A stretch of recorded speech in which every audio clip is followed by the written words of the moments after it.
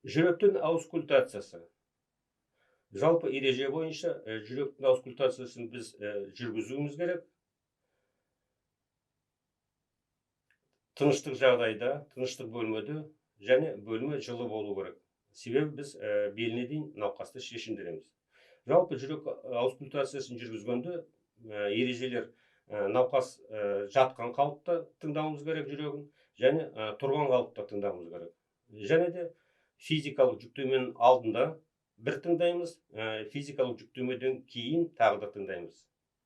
Жалпы жүректің тыңдау 5 нүктесі бар. Бірінші нүкте ол жүректің ұшында орналасады, митральды клапан тыңдау нүктесі.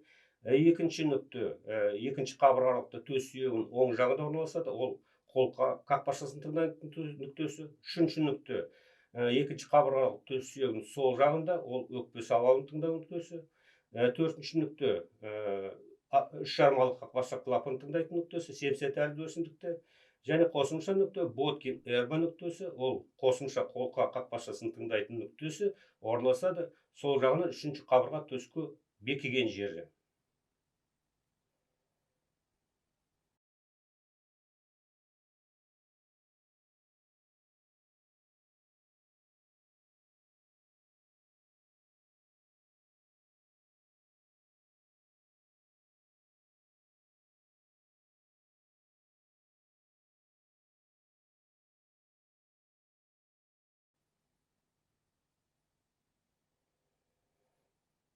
Жалпы жүректі аускультация жүргізген кезде ең бірінші біз анықтауымыз керек, қандай дыбыстар жүректі тыңдағанда естіледі. Қалыпты жағдайда екі дыбыс естіледі, ол бірінші систолық тон және екінші диастолық тон. Біздің мақсатымыз осы әрбір 5 нүктеде ажырату, қайсысы бірінші тон болады, қайсысы екінші тон болады. Оны ажырату үшін біз осы ережелер бар, сақтауымыз керек.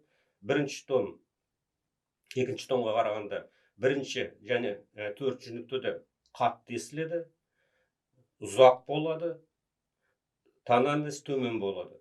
Екінші тон біріншіге қарағанда әлсіз болады, тональность жоғары болады және қысқа болады. Бірінші тон ұзақ үзілістен кейін болады, екінші тон қысқа үзілістен кейін болады. Келесі біз жүректі тыңдаған кезде жүректің соғыс жиілігіне мән береміз, ырғағына мән береміз. Және де қосымша қандай дыбыстар естілуі, соны анықтаймыз. Қалыпты жағдайда тек қана осы екі тон естуіміз керек. Кейбір жағдайда қосымша дыбыстар естіледі, оны біз шу дейміз. Жалпы шу систолық болады және диастолық болады. Қай кезеңде пайда болады. Осы шу анықталатын болса, біз осы шуды орналасқан жерін анықтауымыз керек және таралу көлемін қай жаққа тарайды.